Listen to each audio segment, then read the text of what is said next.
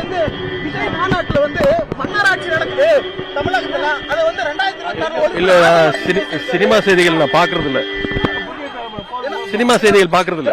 முதல்வர்கள் ஆகக்கூடாது. யாருங்க புறப்பால மக்கள் தேர்ந்தெடுத்து முதல்வர் ஆனாரு? அந்த அறிவு கூட இல்ல அந்த ஆளுக்கு.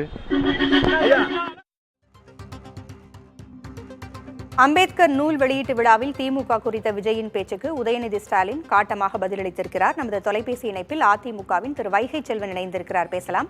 வணக்கம் சார். உதயநிதியினுடைய காட்டமான அந்த பதிலை நீங்க கேட்டிருப்பீங்க, உங்களுடைய கருத்து என்ன? திராவிட முன்னேற்ற கழகத்திற்கு நாளுக்கு நாள் அதிருப்தி அலை கூடிக்கொண்டே இருக்கிறது.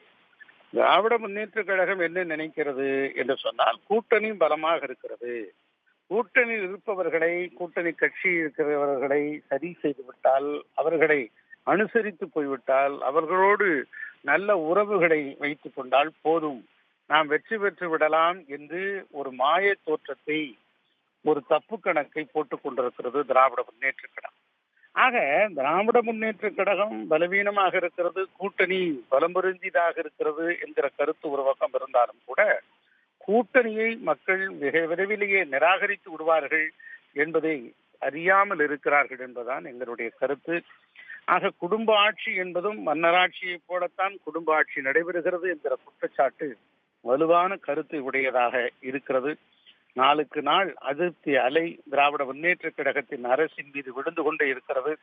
ஆக எங்கு பார்த்தாலும் கொலை, கொள்ளை, சட்ட ஒழுங்கு சரிவு, பாலியல் பலாத்காரங்கள், பட்டப்பகலில் நடைபயிற்சி செய்து கொண்டிருப்பவர்களை கொலை, பல இடத்தில் 3 பேர் படுகொலை செய்யப்பட்டது என்று நாளும் பொழுதும் வன்முறையின் வெறியாட்டு நடைபெற்றுக் கொண்டிருக்கிறது.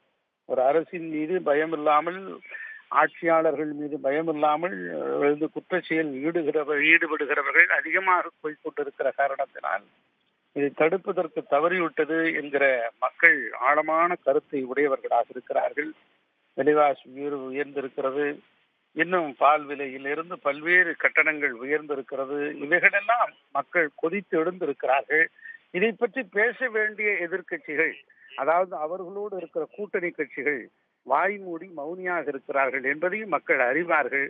ஆகவே கூட்டணி பலமாக இருந்தாலும் பலவீனமாக இந்த தேர்தலில் போய்விடும் என்ற கருத்து தான் எங்களுடைய கருத்தும் கூட. இணைப்பிற்கு வந்து கருத்துக்களை பகிர்ந்தமைக்கு நன்றி திரு வைகை செல்வன். அம்பேத்கர் நூல் வெளியீட்டு விழாவில் திமுக குறித்த விஜயின் பேச்சுக்கு உதயநிதி ஸ்டாலின் காட்டமாக பதிலளித்திருக்கிறார். இதுகுறித்து பல்வேறு தரப்பிலிருந்தும் பல்வேறு கருத்துக்கள் எழுந்து கொண்டிருக்கின்றன.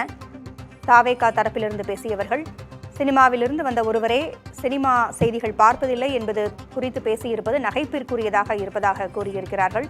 திமுக குறித்து பேசியிருப்பவர்கள் கொள்கை குறித்து பேசி அவர்கள் ஆதாயம் தேட வேண்டும் என்றும் கூறியிருக்கிறார்கள்.